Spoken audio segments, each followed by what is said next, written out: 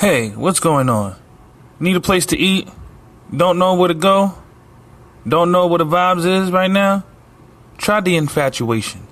The Infatuation is a website, an app, and a text message help provider for restaurants. Don't know where to eat? Don't know where to go? Don't know what you're in the mood for? Trust me.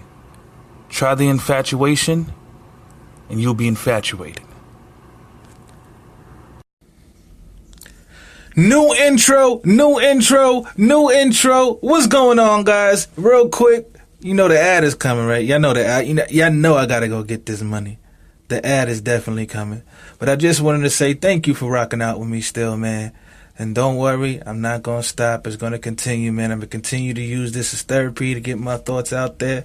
And I appreciate y'all listening, man. I hope y'all continue. Peace.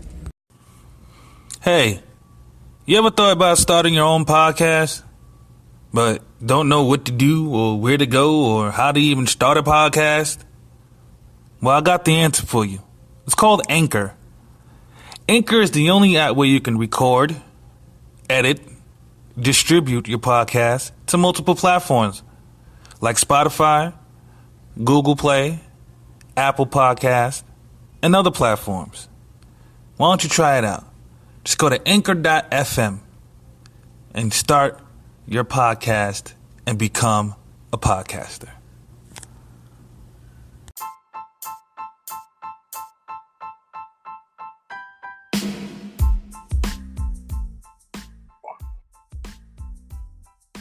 AKA TDA, the Devil's Advocate, and we're back with another episode of I'm Just Saying Podcast with Envy. And this time, I have a special guest, a longtime friend of mine, it's my boy Sincere of the JaySin podcast. What's going on, my brother? Did you? Hey, shit, man. I hear you over there smoking on that gas. I appreciate it. Bro, you know what I'm saying? You realize this is going to equal at least my third or fourth hour of podcasting in the last 12 hours. Because remember, we produced the JaySin podcast on Saturdays. So I gotta have my time somewhere to, Oh, that's a fact. I think every day should be a flower day, but that's a different conversation. But that's definitely a fact. But I'm glad you up here. Appreciate you giving me your time. Come up on here and chop it up with me. I actually was professional. I got us a docket. Oh, that's dope. Yeah, got us a little docket to talk about. First and foremost, you want to tell the people a little bit about your podcast? I was like, look at this nigga here with his docket. Look at this nigga. Look at this nigga here, guys. Yeah, I tell you what I'm saying. When company come around, you gotta act a little different, huh? This nigga producing. Look at this nigga. You had to tidy up, you know what I'm saying? Make it look professional and shit, you know what I mean? Oh, pre-production ass nigga. and the fans know I do no pre-production. I don't edit. That's but funny. It's all good. Want to tell the people a little bit about yourself before we get into the docket? Yeah. For those who don't know me, Sincere DaVinci. Where can I start? The Twitter. I'm an artist. I'm born and raised Harlem, New York City. Avid Nets fan, avid Yankee fan. I've traveled. I've done South by Southwest. I've attended fucking everything you could think of. Performed with some of the dopest niggas on earth. I'm one of the, if I'm not the only one of now, because this was a couple years ago, one of the only independent artists to ever have my face and my project posted in Times Square on a billboard for my last release. I now have my own shoe, the Paradox Things Are Live shoes. I am currently working on the screenplay for Netflix. I'm writing for different artists and submitting for my producers at multiple labels. I'm working on a new project myself. I'm producing a podcast, the JaySin podcast, JaySin podcast with my partner, my homie, Jay Hunnit. You can catch that on Instagram, Twitter, Facebook. That's on, the podcast comes out every Saturday on Spotify, Apple, SoundCloud, man, we moving and doing big things, and nigga, that should just let you know right there. Like, my schedule crazy. That's a fact. That's a fact. That's why we appreciate you coming up. I'm going to convert you to Anchor, get you off of SoundCloud, but we talk about that off screen behind the scenes. Tell Anchor cut a check. We might could talk. They do. We'll talk. Okay. Yeah, so we might put that cut a little checky check. Talk behind the scenes, but on the docket, since you did mention you're from Harlem, original Harlem, because I don't know what's going on there now. Don't come about young boys like that, man. Hey, it's the same thing. So we gonna both of them gonna have to the pros and cons of gentrification in Harlem. From coming from a young buck to now, I've known you've seen the change and it's drastic. Oh yeah. What are your thoughts on the pros and cons of the gentrification in Harlem? My whole thing about gentrification is you have to be able to understand what gentrification is before you can understand what is happening. You have to understand gentrification first and foremost. We love to tie it to a color. It's not necessarily a color. That's not the truth. It's a class. It is the upper class. It is money. People with money. So gentrification happens because of people with money. That is the key. But you also have to understand some of these people with money assimilate to our lifestyles. Perfect example. I've had white neighbors. I've had rich neighbors for years before the gentrification started. And they weren't considered part of the gentrification, and they haven't been part of it because when you assimilate, you take in pretty much what's going on in that community. You're not trying to change it. You're accepting it for what it is, and you're trying to be part of what it is, Yeah, that type of gentrification I can understand and respect. Yeah, that's called assimilation. They're just assimilating to our culture. They're not trying to change our shit.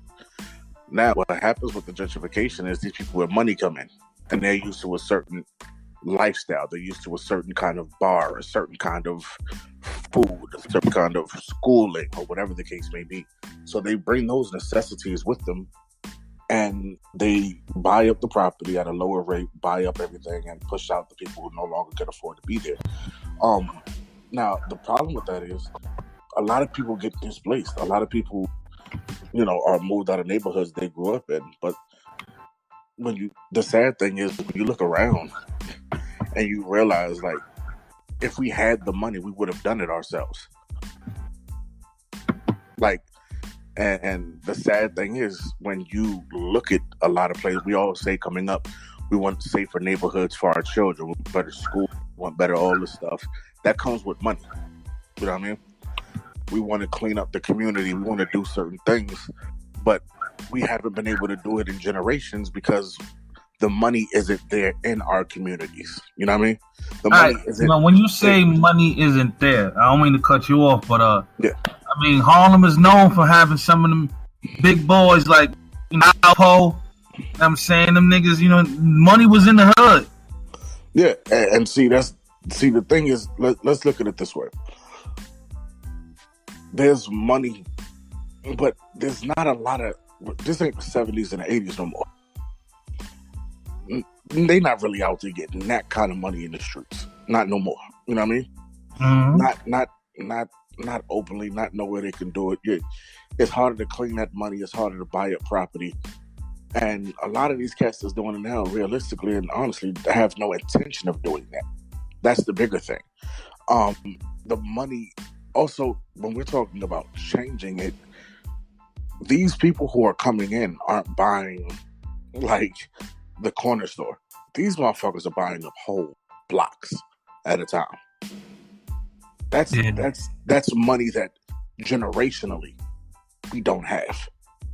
But there is, someone else who was born into it, whose parents were born into it, who have the ability to come in and go, this is the up and coming place. I can see it. I want to buy 5 buildings.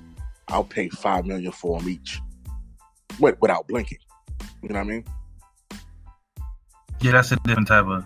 That's a different kind of money. And then on top of that, you got to then not just buy it. You need to know people to get you construction permits. You need to know people in that industry to then be able to inspect and survey the land that you just bought, the properties you just bought. You need to be able to have construction people to come and then renovate and flip it. It's more than just having that. It's resources also. And that's just a lot of the time we don't have it where we come from, or have the access to it, because if it would have been done already, you know, it would have been done already. But unfortunately, the people with money come in, they take over.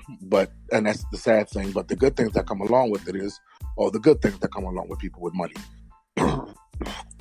the crime rate usually drops. The economy boosts in that area. The schools become safer. Look around. You have holes.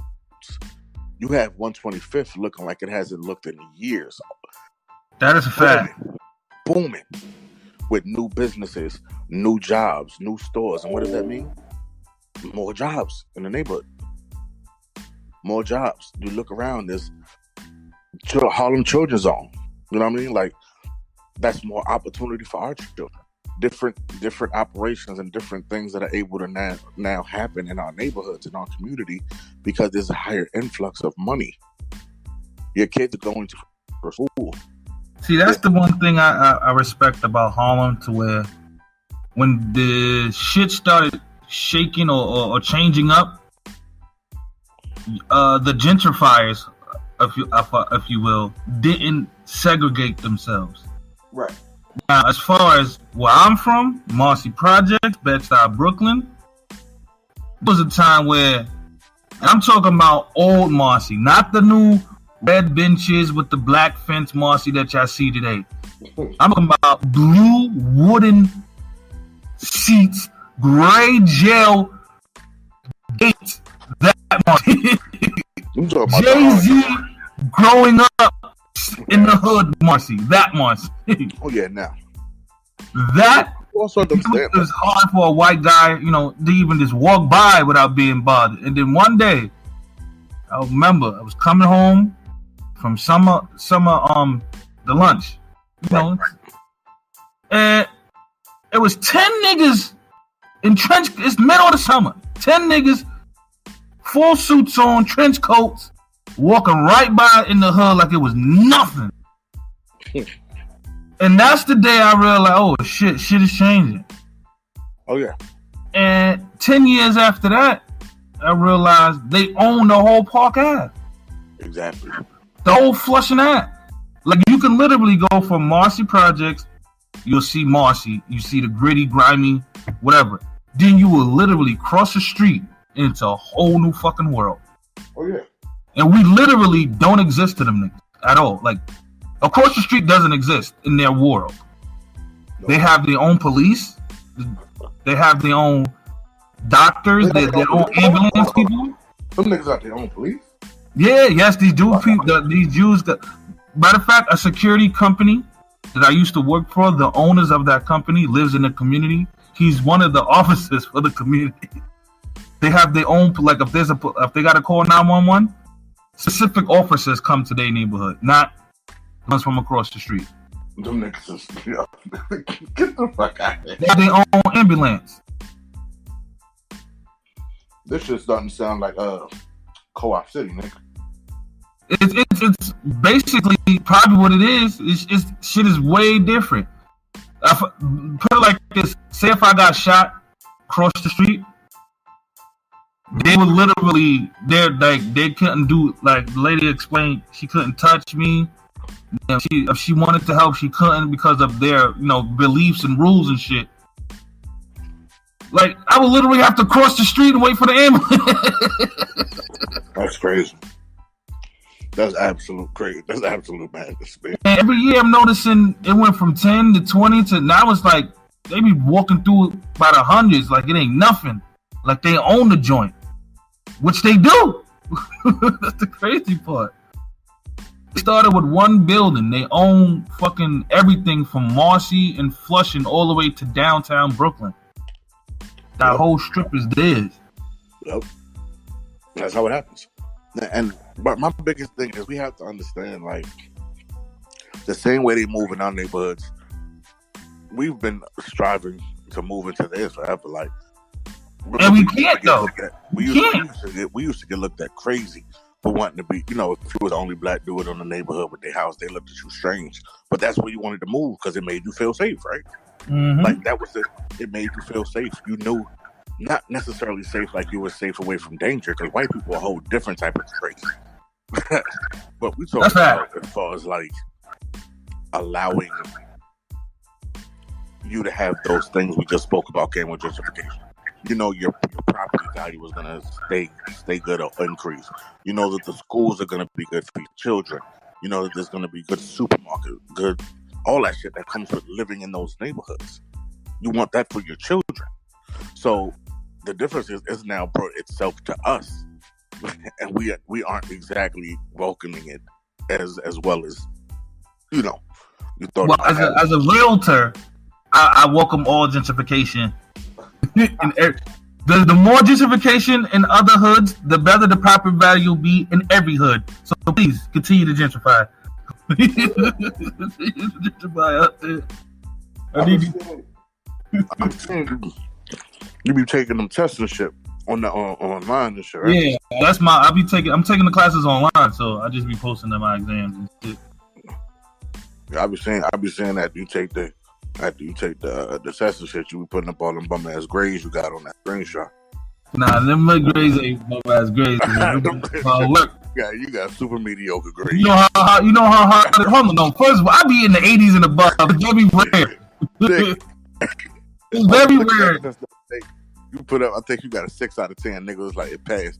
I'm like, nigga, ain't 60% failing? Not for that particular. Nah, you know what it be though. I'll be the go for the tangent, but this would it be. They'll ask me a question, right? It'll be one slick word, and you know how when you're too smart for your own good. So I'll read like the beginning of the question, and think I know how the question is gonna end.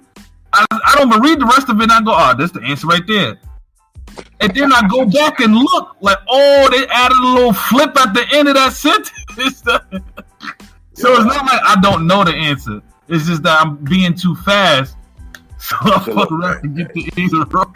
Look, fast ass. I know I'm gonna mess around and I'm gonna have to go ahead.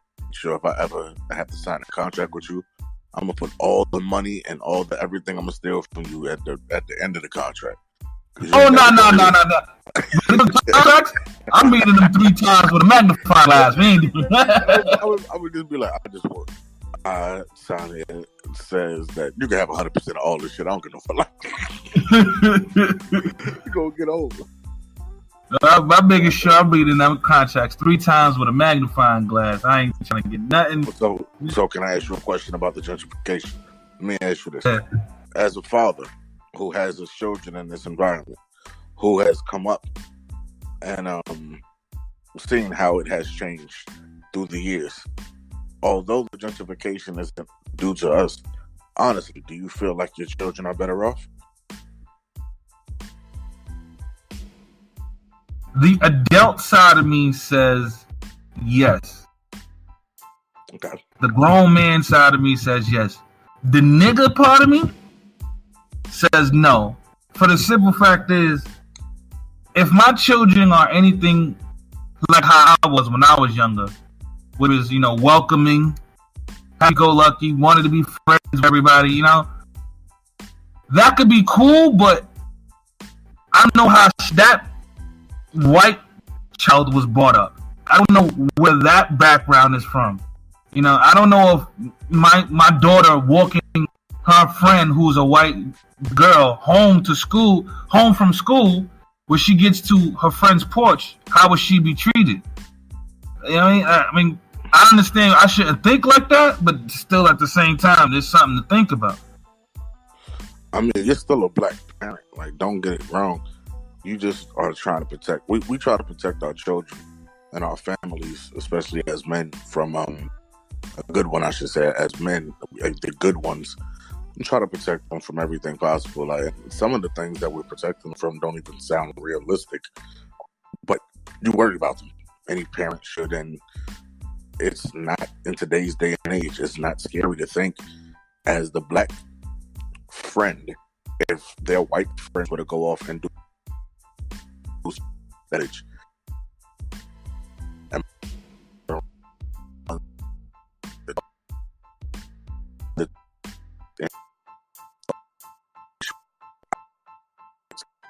the kids do think, why is your child that is at the end of it with stuff of why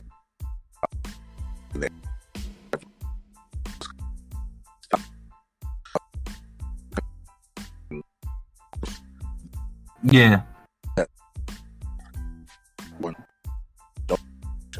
That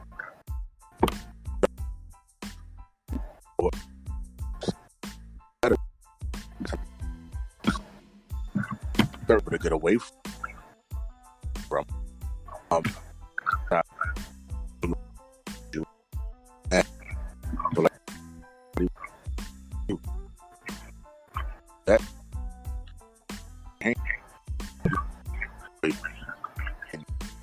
so You going in and out. Sorry. Yeah, you was cutting out at the end a little bit. Just that, am I going in and out now? No, you good now. Okay. Now you good. Just saying, if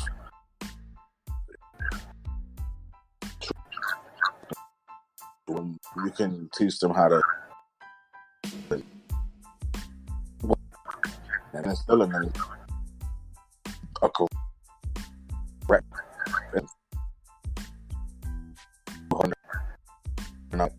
You can't everyone in a group of friends. At least so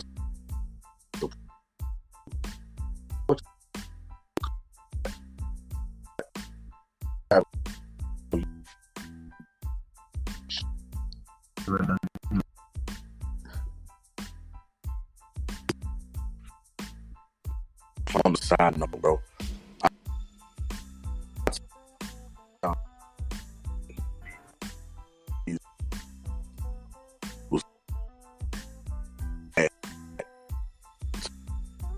Or comment. So you know how to answer. Yeah, I know how to go. But motherfuckers be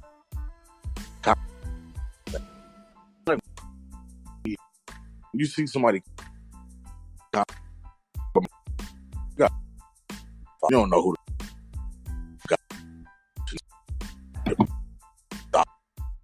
and so that I don't know what the fuck people put on her page. If a nigga right on her wall on Facebook, I'm gonna put my meat. Oh, nigga just left meat shots from different angles all over the place on her page, and then you gonna go to her page and then go to shorty and be like, "Yo, what the fuck is all this?" You asking the wrong question, my nigga. She didn't.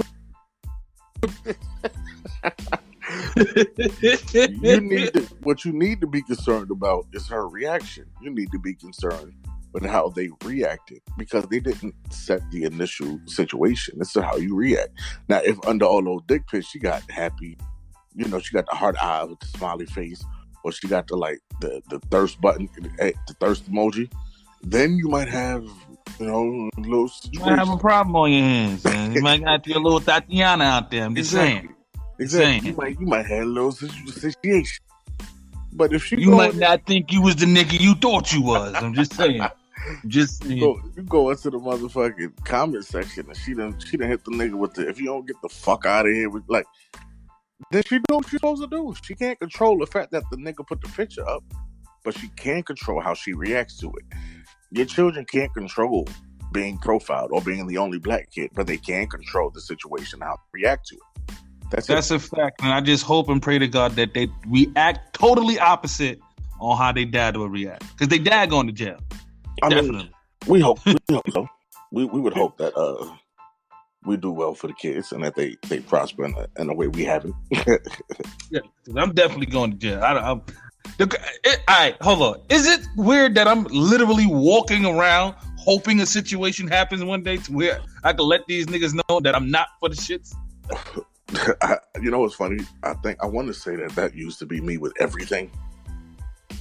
Nowadays, bro, I feel like when we feel that way, we be waiting forever. It's when you never really want to smoke this puppy. You be like, yeah. Like, you got to work on the fly. You got to learn to work on the fly. That's a fact. And I think we're going to end this gentrification conversation right now because I'm trying to get it. You know what I'm trying to get into. Yeah, I'm trying to get into the KKK in Brooklyn. I already thought about that. We're going to have to change that name up.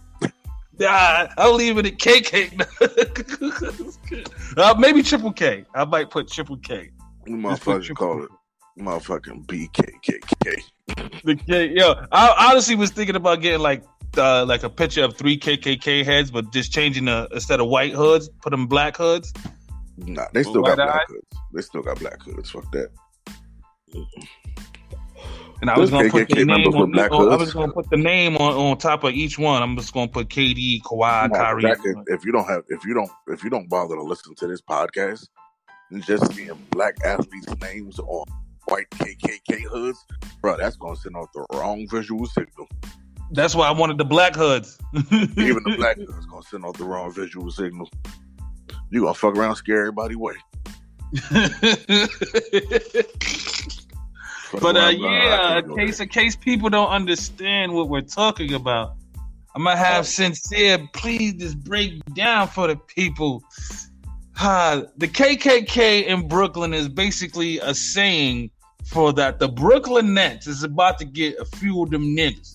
Now, y'all thought I was thinking crazy when I told y'all a long time ago that LeBron was going to the Heat, and it happened. Now, I'm not saying, you know what I'm saying, I thought of this. I didn't, but the fact that I've heard this and I'm a Brooklyn Nets fan, I'm praying and wishing that this happens. I'm praying, wishing on a star, looking for secret tweets. I've started following certain people on Twitter that I've never followed because they have associations with certain people. Yeah, you know, I kind of do the same thing because, and when someone tells me something, when one of my insiders will like slip me a little, hey, by the way, type of shit, and just so you know, I go and do a little bit of homework to see if it's even like close to real, and I'll be like, oh, nah, these niggas is dead on. So the people won't be confused, so the people won't be misled. Please explain to them what I'm talking about. All right. So, with the end of the season approaching, we all know that there's a bunch of talk about where everybody can go. One of my sources that is very reliable, has been up until this point. Well, now I talked to TV about it. It's a couple days ago now, so I'm sure that's some the media, because I've started hearing it on the radio recently. But Kevin Durant has put his homes in Malibu, and so he's looking to get rid of his West Coast home. Now, keep in mind, he does still have a place in LA, but we'll get to that. He's trying to keep he's getting rid of the place, and he has already went into, I think, officially. He's seen a couple places in New York. And not Manhattan, ladies and gentlemen. So for you Knicks fans, don't get hyped. This ain't for you. He's not about the Knicks here, unfortunately. We're talking. Well, not unfortunate for me, but unfortunate for the Knicks fans. Unfortunate for Knicks fans. He's been looking at places and to close out in Brooklyn. Also, so that's just one piece. And we think him leaving Golden State is all but pretty much assured. Where he's going now is the big question. LA is, which was the first real thing at the beginning, turned into an absolute farce. It's I don't know what's going on here. B. Rob Pelinka and Magic and Jeannie Buss have tore that whole organization down. Nobody. Hey, I'm personally blaming it on Kurt Rambis's wife, Mrs. Rambis. Let's continue. Nobody wants to be there. But he's not. We all know OKC isn't happening. He wants to go someplace else, and the front runner for that is the Nets right now. Also, did y'all hear that? Because a lot of y'all be saying us New Yorkers speak too quick. You know what I mean? He said the Brooklyn Nets is top priority at the moment. The Nets, at the moment, the Nets, not the Knicks. Nets, Nets. The reason for this is because one, the long story short, we know Kevin Durant hates the media. He gets to come to a big market, the East Coast, which he wanted to come to a big market city, get his big market check, the exposure, and he gets his own team. He's now going to go to a team who was the 6th seed this year. They're not a complete disgrace. They already have really good building blocks. He gets to be in New York without the expectations and the pressure that come along with being a Knick. He would not have to deal with James Dolan. He would not have to be the scapegoat for if the Knicks talent around him becoming a Carmelo Anthony situation. So he gets to play in that same market just as a Net, which means he doesn't have the expectations. There's a lot of different ways the Nets can do this because they have the money to move around for him. And I think he really just likes the way the organization is going. Now, let me ask you a Brooklyn Net question. I could be fanning right now, but could his association with Rock Nation also have something to play with the Brooklyn Nets? I don't know, because that wasn't something that was disclosed to me. But I do that might have something to do with it. And I didn't think about that until after the fact. Because I mean, having your boss being able to have courtside seats, you know? Right. I also think that it probably doesn't have that much to do with it, only because he's Kevin Durant. He anyone for anything. Oh, that's a fact. So him, I think it's more also about being. He's less than 4 hours from Suitland, Maryland here. That is a fact. Right up the block. Is that he hasn't been able to be home. He hasn't been able to really play on the East Coast since he was in high school, bro. I remember he left high school, went to Texas, then went to Seattle, which then turned into OKC, which then turned into Golden State back in. He likes it here. Not to mention, he loves the Hamptons. Remember, that's where they were. That's where he was when OKC flew out to get him. Remember the whole Hampton 5 thing? Oh, yeah. Yeah, so the Hamptons is one of his favorite places to be. So there's a lot of things that tie into Kevin Durant coming here, which is the most clear, pronounced part of the KKK, which is what we're talking. That's only 1K. The second one would be the gentleman in Boston by the name of Kyrie Irving. Now, see, Kyrie and KD have been talking all year about where they want to go, and they want. So once again, Kyrie being you've heard, if you follow, he's very vocal this year about how much the media bothers him and about a lot of things. So he is looking to come to Brooklyn. He has one of his, rumored to have his one of his associates looking for a condo in the very vicinity of the Barclays.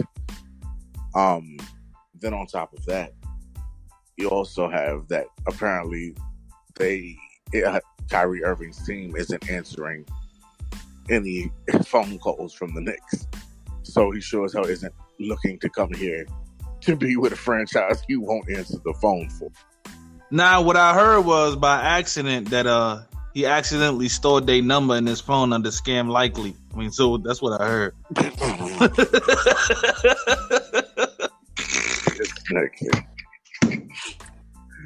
what I heard. I can see. I'm just for the Knicks all the time talk about, hey, no new phone. That's funny, bro. That nigga blocked Jay.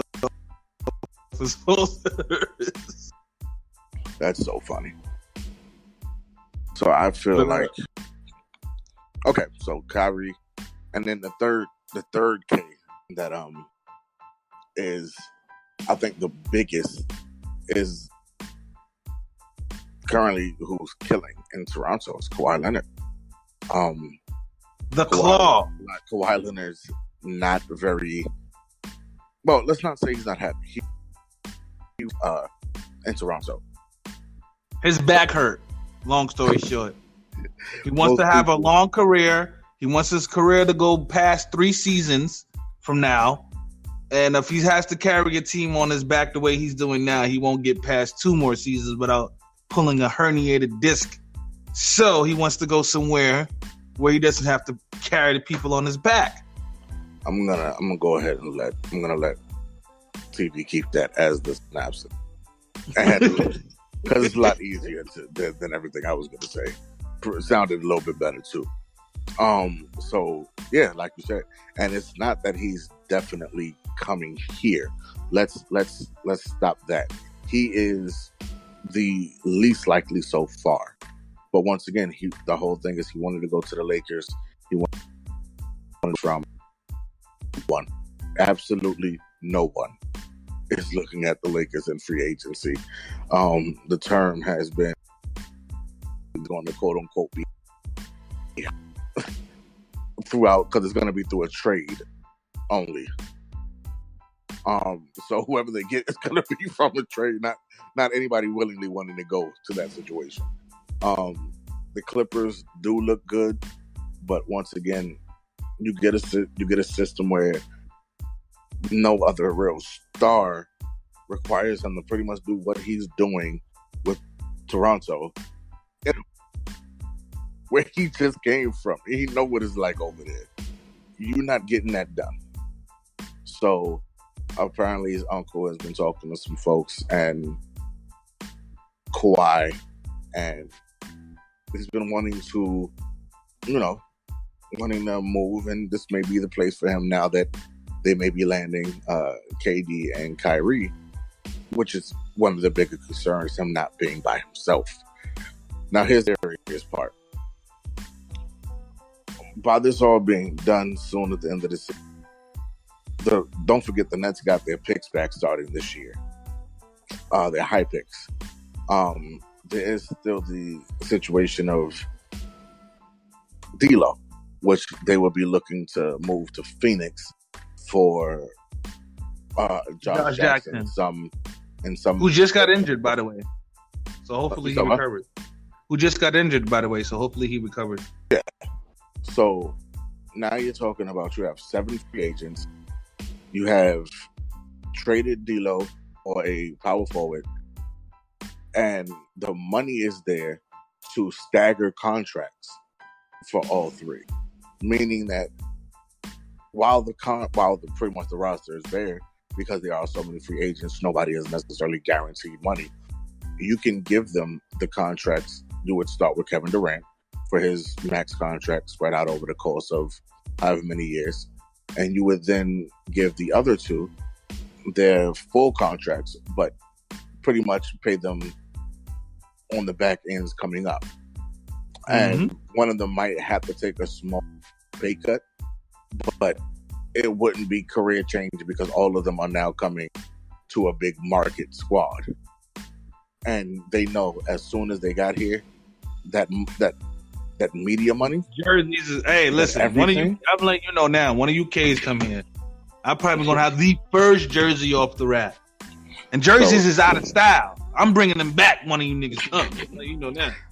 So yeah, the thing with, and then what makes it even scarier is you're talking about having a roster with multiple empty spaces because of the 7 free agencies, which then allow you to go out. Like, you're talking about giving Kyrie Irving, KD, and Kawhi Leonard a bench that made it to the that 6th already seed. made it as a 6th seed. And you're going to give them the ability because of the free agency to go, and we all know, as I compared it to, I think I compared it to saying 5-card spade. If you ever played 5-card spade poker, you can only give up to 3 cards where you have 5 cards a game. You can give away 3 cards, but you have to keep at least 2 to make a good hand. Except when you have the ace. When you have the highest card of the game is when you can turn all the other cards in and go, hey, I'm going to build around this. If you have those 3 as your basis, you won't have to rush to sign those 7 free agents, because we all know a bunch of veterans who still have some years but might not be in their prime are going to come and try to be like, hey, I can definitely I can contribute. Hey, I heard y'all got some spots. I'm looking for spots. Y'all got spots. I heard y'all got them. I need one. And they be like, oh yeah, so we could go ahead and sign a player like, let's just say DeAndre Jordan. We're talking about being the 5th, because he could take at a minimum and play center immediately. You would be able to move maybe Jared over to the 4 or put him on the bench, and you now have Josh Jackson and Kevin Durant, Kawhi, and Kyrie. That would be. And at this point, with the bench that is already playoff 6th quality seed, we'll go ahead from there. And of course, you'll have to lose a couple pieces along the way. But the scary is those 3 with the young, that would be incredible. And people don't get it twisted. You know, I know some of y'all might be out there waiting during free agency and see somebody like maybe Kawhi sign somewhere else. Like, oh yes, your theory is over. There's still 2 other Ks. Yeah, you have to remember, none of this is in, like, the thing about these kind of guys is this may be the plan today, and then somebody in the media say something they don't like, and then it changes tomorrow. That's a fact. But there's still 2 other Ks out there who can possibly end up over here, as in Kemba and Clay. So exactly. There's 5 chances to mix around that KKK combination, man. So don't get excited if you see something didn't happen in our little theory here. And apparently the biggest thing about it was exactly what I told you a month ago when the playoffs started. One of the bigger things was you're getting guys who don't want to feel like they're going somewhere to get a complete project. Nobody wants to walk into a terrible situation, which is why nobody. But by the Nets making, not only just they didn't just they were the 6th seed by making the playoffs, winning a big game on the road during the playoffs against a team that was by far having a lot of young talent who's willing to work, because you got to think D'Lo didn't get where he is overnight. He's working. They saw that there's another big with that same allure of the Knicks without the headache. You get it pretty much. Why pay for the cow if you could get the milk for free? I can get everything that comes with owning the cow without owning it, just by going to the next borough. I get New York City, I get the life, I get the money, I get the big market, I get everything, except I don't get an absolute shit. You get Shake Shack and artichoke pizza across the street from the stadium. Like you get a decent team already with some stars that might come get you, and then some veterans that are gonna come help in the Eastern Conference. That the best team in your teammate is currently leading. The second it happens, it would literally be, how do we beat the Warriors? That's all it is.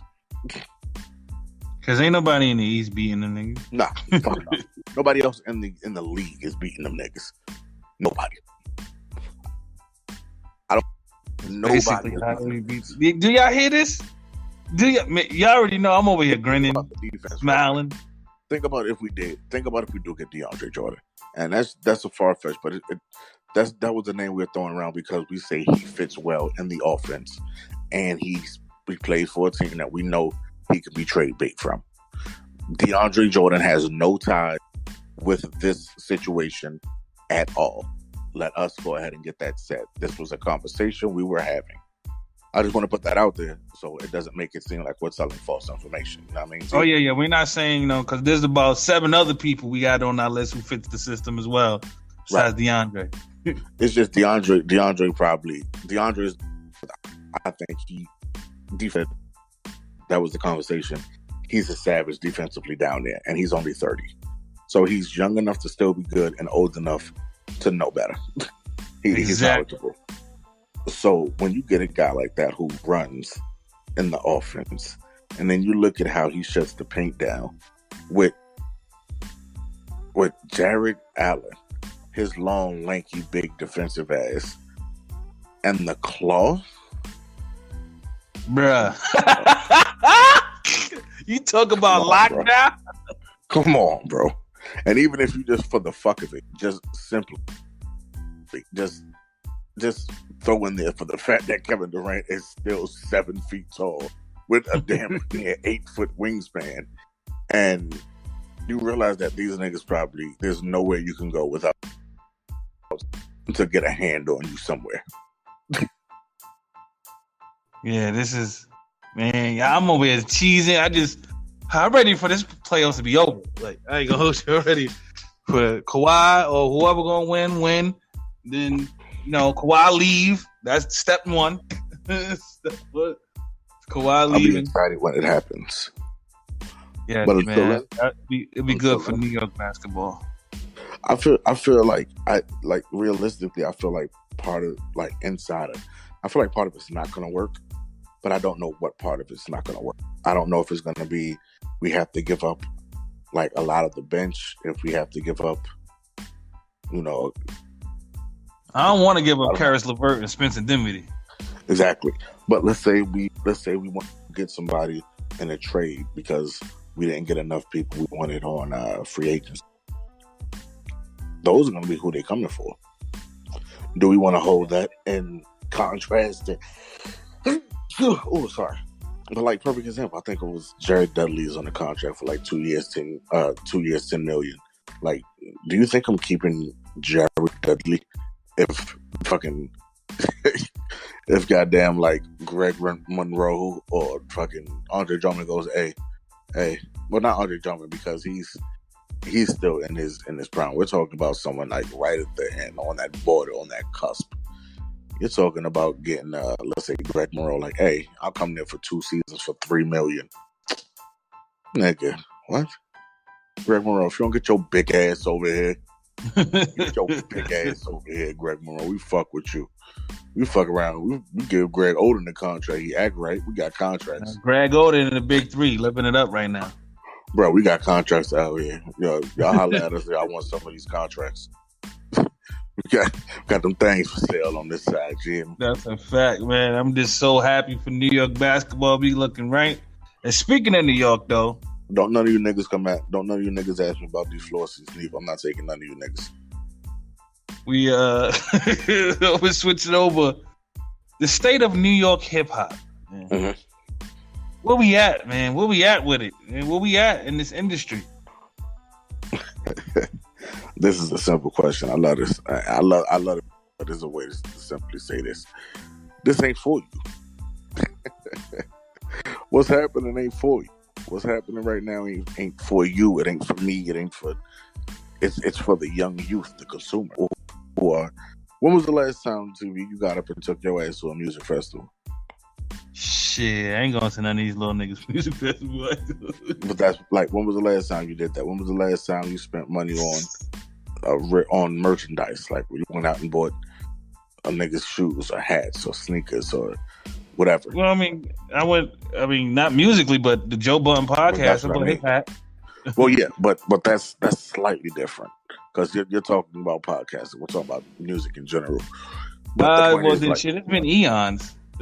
But yeah, like, so you realize the music they're making right now isn't for us because it's for who we were years ago.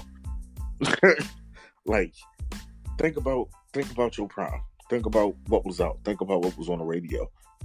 At that time, whatever was going on was being given to us through rap. We were living, we were gravitating to the partying, the gangster shit, the bitches, and the tipsy and all that shit that was going down. You know what I mean? Because we was out here partying, getting tipsy, fucking bitches, and getting high, and living that life. It was all good and amazing back then. Now we grown-ups with bills and kids, and that's a fact. We're not out here doing this shit like we used to. We're not busting the wide open. A couple bands on in the strip club like that because we got bills. We ain't getting high all night because I got work tomorrow. Like, life different. You know what I mean? So yeah, but when we were younger, we had numerous of New York artists. You know what I'm saying? Numerous of New York mainstream artists. I mean, besides ASAP Rocky and Young Boogie. I mean, is it Ace Boogie? Ace Boogie. Ace Boogie with Hoodie. And ASAP Mob. Who holding the youngins down for New York? And see, that really comes down to who you bother to get your media from. Because if you go and you just listen to the Hot 97, or you listen to I can't remember the last time I listened to the radio. And that's what I'm saying. That's once again, that goes back to you. This might be some youth that are still hearing it. And my whole thing is simply, whoever controls the narrative is who you're gonna hear. So there's been a lot of cats. Young boy from Harlem, Nick Bucks, cats incredible. You got a lot of young folks out here, out of New Jersey, Kennedy. You got my young boy out Brooklyn, G London. You got a lot of artists bubbling. Even if you Rhapsody, and she's not exactly the youngest, but she's still a artist that's out here bubbling. Of course, nigga, Cardi, one of the biggest drinks out of New York right now. And then you want to talk about underground, you can go even further than that. You can go. We'll say that. We'll say that for another segment. Or you know what I mean? Like, they're there. Like, yeah, but how come, like, that's what I mean? How come artists like a Dave East don't catch one and they got label deals and shit like that? Because once again, you got to understand what consumerism is. Just because you hear these niggas don't make them hot. I mean, don't make them the most profitable nigga in the world, and it don't mean they're not. It means that they're popular. That's all it is. Like I'm gonna tell you artists who've gone platinum in the last 5 years: J. Cole, Jay-Z, Kevin Gates, Drake. Eminem, Drake. Like those niggas. Did you hear that list? Okay. Did you hear that list? How many, other than Drake, maybe, how many of them niggas you hear on the radio all day, every day? None of them. You might hear something every now and then. You might, you know what I mean? Depends on what region we in. They might bump them more in their regions. Yeah, but that's about it. All them young niggas that you've been hearing on there, none of them niggas went platinum. So they making their money off shows. They making their money off advertising places here and this, and they're popular. But the real music fans still exist. It's just how the music is consumed is different. So you might get somebody who really likes rap. You might look. We live in a time where Wu-Tang is still relevant. That's not an accident. You know what I mean? I mean, that's Wu-Tang though. That's a whole different breed of yeah, MC. but what I'm saying is these young cats don't care about nothing. They don't care about none of that. we live in an era where these young folks are still listening to pop.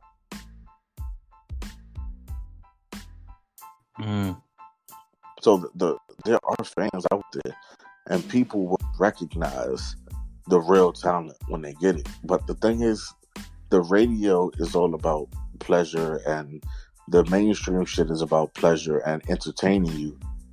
Don't get me wrong, I love Joyner Lucas, but I don't want to hear, I'm sorry when I'm trying to party. I don't want to hear a song about fighting depression when I'm trying to, I don't want to hear, J. Cole be inspirational or Kendrick talk about Black Power when I'm trying to dub something. Like, you know what I mean? Like, that's the reality of it. Like, I don't really want to hear all of that when I'm trying to enjoy myself. But if I'm thinking, if I'm riding along, sure. If I'm smoking, if I'm gonna vibe out, yeah, I want to hear some real shit, yeah. But the rest of that shit, nah, bro. And that's why it's not for us. That music is for them because that's the lane they're living in now. Well, speaking for us, since it's not for us, which is a good segue, so where is for us? Is the underground scene for us now? Do we have to go to the DAP Piffs and to get the underground mixtapes in order to get the type of music we're looking for? Or where is underground hip hop at the moment? Let's just start there. Most niggas dead trash. Underground? Well, there's a few gems everywhere. Most niggas is trash everywhere, no matter where you find them. But the way you find out, to me, you just gotta go listen.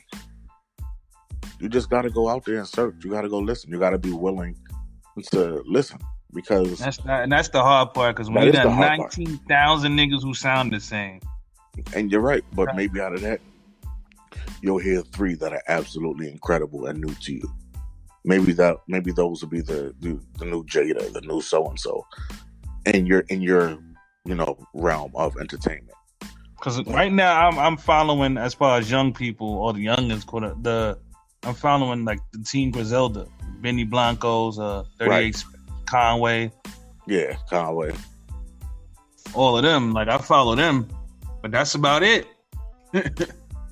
And those are, you gotta understand also the industry, the idea of success is different nowadays, because what we used to consider success would be, we needed a record label, we needed a record deal, we wanted to have every video on BET or MTV, we needed to have this, we needed to have that.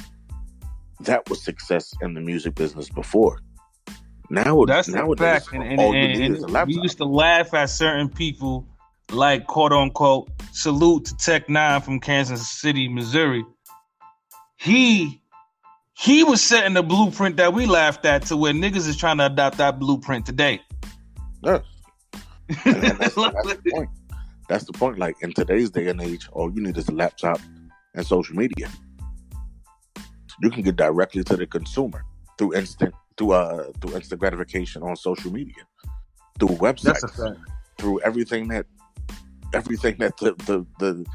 the label heads and shit used to only have access to, like how many followers they have, how to monetize. And these kids are not only getting better at making the music, they're better at marketing themselves than we've ever been, because their entire life has been pretty much one big commercial. From the moment they get social network, everyone is watching them. So they know how to act and what works and what moves and what does. Nigga, I'm still trying to mop websites. What was my password to dirtydishes.com? I'm like, what was this nigga like? I can't remember. I fucked around and I made a video about the Adrian Broner and who he fought? What was Broner's last fight? Well, whoever, Pacquiao, I believe. Okay. I made a video with Broner and Pacquiao, and because I hashtagged I ended up with 20K by mistake, 20,000 views by accident. Like I didn't intentionally do that. I just wanted to hashtag so niggas could find it, but by accident, 20K views. I am the least hashtagging ass nigga. Oh, now I hashtag to death now. Ever since that day. Only thing is, I stick to your hashtagging rules about the 10 joint. I keep it under 10. But other than that, nah, we getting hashtags on over here. I never really use hashtags, bro. And I think that's been like... That shit work on Instagram. I ain't gonna Instagram and YouTube. That shit work. I ain't gonna. A couple thousand followers. I had a couple thousand more, but I say shit that niggas don't like, but I don't be giving no fuck.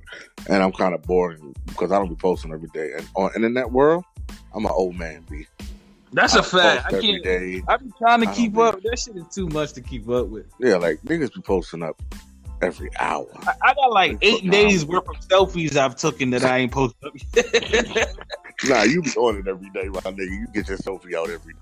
Nah, yo, I'm telling you, those are old. Those were like days before. I have like 8 other days full of selfies that I didn't even upload yet.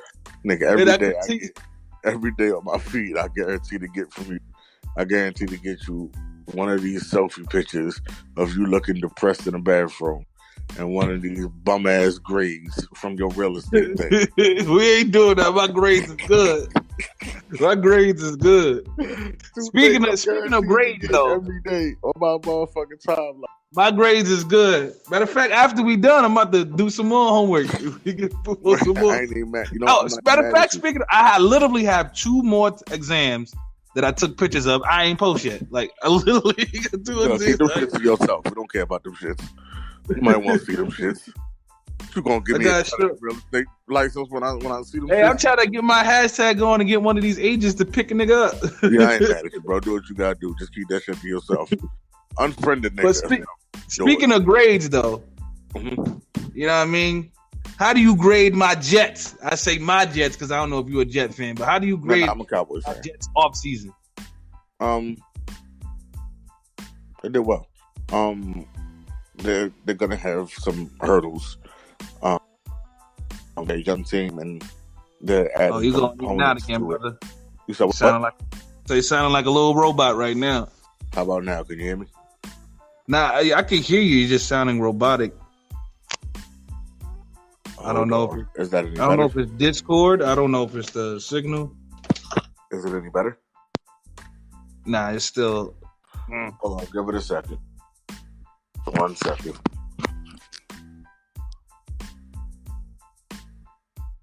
All right, how about now? Yeah, you're good now. All right. No, then they're cool. I can't say too much too early. Oh no, you're back bad again. Try miking down, mic it back up. All right, hold on. We're gonna go on a brief intermission, everybody. But as soon as Sincere gets back, we'll continue with the interview. Hello? Yeah, did that work? Yeah, that worked a little bit.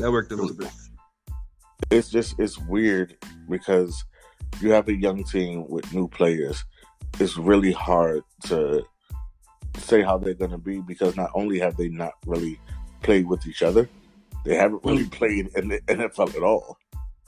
So they're still getting used to the new league and the play calling and the new players. But I think they'll be fine. They're going to be above 500. Cool. I like the little young cat, the wide receiver they got. Bob, what's his name? Robbie, whatever. Robbie. I like Robbie. I like Le'Veon. I'm just not sold on the quarterback yet. You won't be yet. He's not there. Darnold's not there yet. But as long as he's better than the one that Giants drafted, I'm Gucci. Daniel Jones, that may go down in infamy if he doesn't turn out to be Tom Brady. That might be the worst pick ever. I don't even know the scout him. Which is why I say nobody's gonna say that if he turns into Tom Brady. That's a fact. But if he ain't Tom Brady, y'all gonna have a motherfucker. Oh, there's gonna be a whole bunch of shit to talk about. Oh yes, a whole bunch of shit. But what are you, team Android, team iPhone? Team iPhone, correct? Yes, sir. Yes, sir. So, I'm team Android, of course. You're iPhone. We both have. What do you see technology moving in the next 5 years? Like, where do they go from here? I know 5K is coming, and so is all types of strangeness with that. But really, it's at this point we're talking about bionic shit. We're talking about people adding shit to their body, adding chips, adding Bluetooth, and adding things like that to wherever. And it's going to be more home. It's not about the phone anymore. Like I think they've taken that about as far as they can take it. Integrating your life and technology. Like me myself, I have these fucking Google Echo things all through the house. I can ask it the weather. I can tell it to turn on the lights, turn off the lights, turn up the music, play music, turn off the. It can do everything. It can run my home. It controls my thermostat. It can control the locks on my garage. It's going to be making to where that is normal. That kind of household is going to be normal. I love the advancement of technology. Because there's two type of people in the world. Like, people got to understand. There's the us type people, and right. then there's them. What I mean by them is this sounds very racist. There are the ones who they're the ones who have a virtual reality wife and swear they're in a relationship. Like those type. Like, there's literally men online who's getting some from virtual reality. Like, that's how they're getting off right now.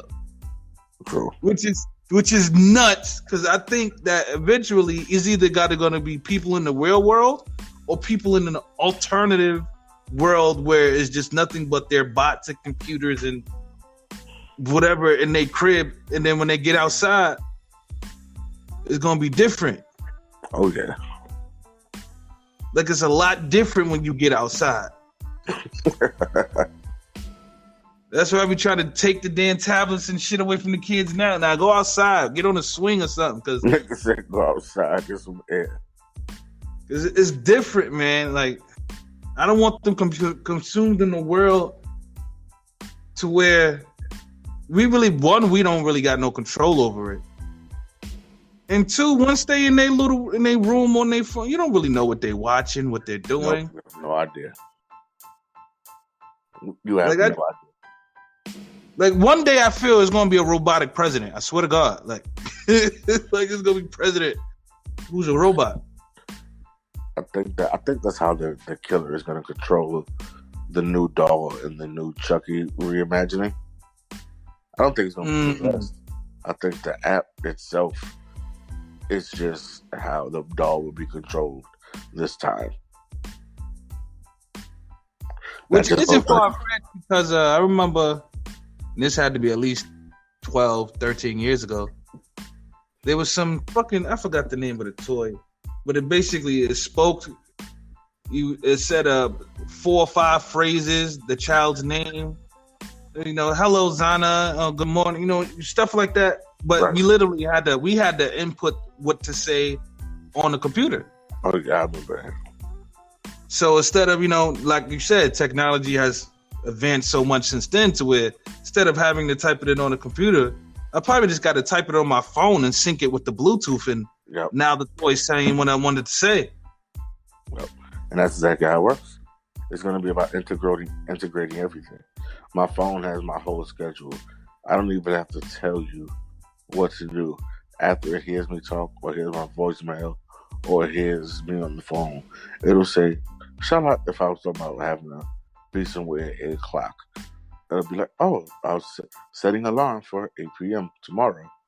Like, and have like the areas going or whatever you say. Yeah, but does that take away? Does that, having features like that are good, but does that take away from stuff like developing memory or something like? So like, okay, you didn't remember your schedule, but your phone did. That's why you was on time. God forbid your phone died or broke. Would you be able to stay on the schedule without it? Exactly. No, you're right, bro. But that's where we are. Like, it was just, I'm just asking because I realized the other day, like, God forbid all of technology got stripped away. and I was thrown into the wilderness. Nigga, I don't know how to make a fire. I'm dead ass don't know how to make a fire. Really? Yeah, from straight with a stick and dirt, nah. Give me some lighter fluid in the match, I'll light this bitch up. Oh, man, I'm sad about that. I know how to make shelter. I know how to go get my food. And then I thought about it. I'm like, all right, I got food, I got shelter. How the fuck I'm going to heat the food up, though? I don't know how to make a fire. I need to figure out this goddamn food I just bought. I don't know how to make a fire. Like, like I'll be assed out. Who? That's terrible. But I'm pretty sure if I go on YouTube, there'll be some. I follow this station to where they be making shit out of nothing. They be making pools with little houses inside of a pool, just out of this dirt and clay. So I'm pretty sure they're on one of them joints I could learn how to make a fire. Nah, I missed that part of Boy Scouts. Oh shit, we at the end of our docket. Last but not least, man, the sneaker, man. Put the people onto your sneaker. Before you start to put people on for your sneaker, though. Yes. I just want to thank you because I swagger jacked you. Sure did. I openly swagger jacked you. I saw what you did. You guys stay tuned because I'm just saying podcast has a shoe. The podcast has a shoe, not me. The podcast has a shoe. But this is the guy who gave me the idea to even try it. And I want to let him inform you guys about his shoe. Yes. The Paradox. Dope name, by the way. Thank you. Put that up there. It's available for purchase at aliveshoes.com/the Paradox. P like Paul, ARAD like O like open, X like xylophone. The Paradox. Straight Italian leather. I got to take my vision of a shoe and we customize it in color and material and feel, and it just looked good. It felt good, and we moved a couple units. Try to move a couple more now. If y'all can support, please go to the website. Yes. Again, aliveshoes.com/the Paradox. Get you a pair. Now, when y'all see the price point, don't get crazy. At first, when I was creating the shoe and then I saw the price point, I was like, hell no. And then I had to remember and remind myself that is real Italian leather, not that shit from China. It's real, this different quality of material you're using to make the sneaker. Right. Hold on one second. Mm-hmm. Okay, there you go. I was making sure you were coming in and out. But yeah, it's definitely real good material, real good footwear. I am literally developing mine right as we speak. It'll be out soon. But please, if you can, go support Sisir's sneaker. Oh, shit, yeah. I forgot. I wanted to get your thoughts real quick before you get out of here. Go ahead. Joshua getting beat the fuck up tonight, man. What's up? Who?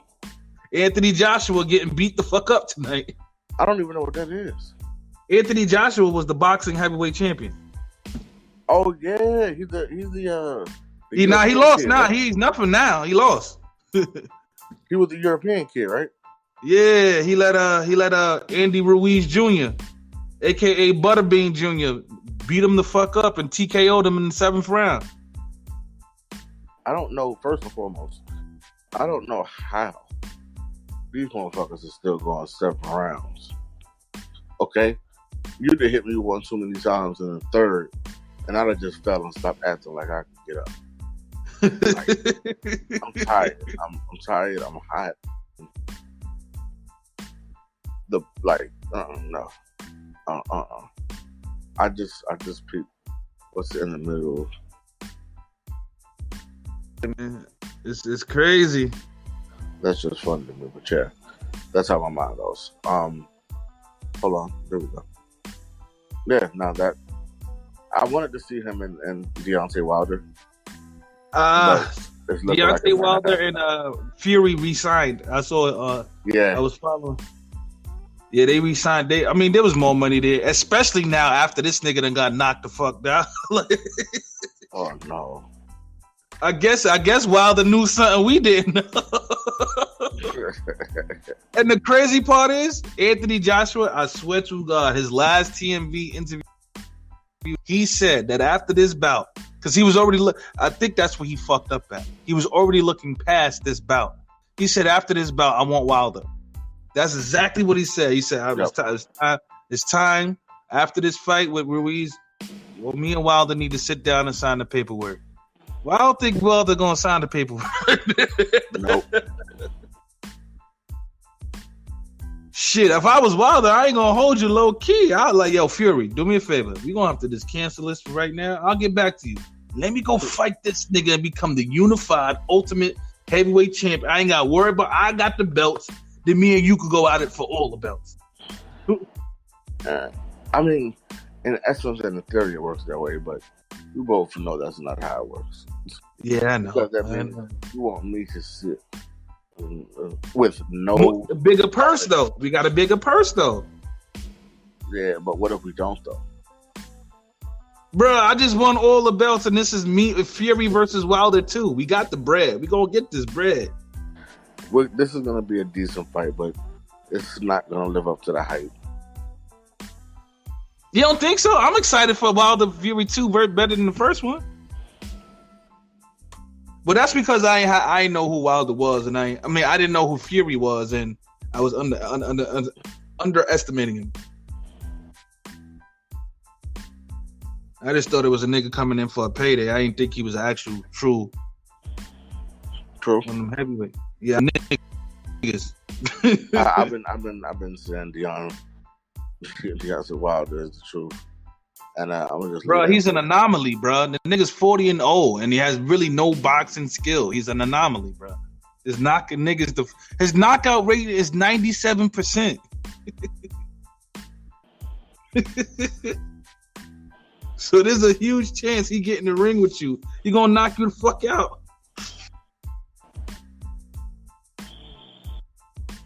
Anyway, real quick before you get out of here, you want to shout out your Twitter, Instagram, website, podcast, where they can find it, all that?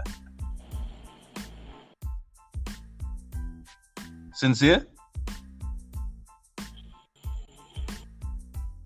I think he might have low-key fell asleep. Well, if he did, we're going to end it here. He is sleeping. I'll get this to stop recording.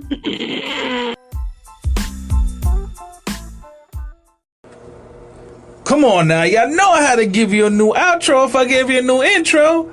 Once again, thank you for listening. I hope you tuned in. And if you want to donate to my Cash App, it's $IJS Pod. Again, that's $IJS Pod. I appreciate y'all. Visuals are coming soon. Keep listening. Peace.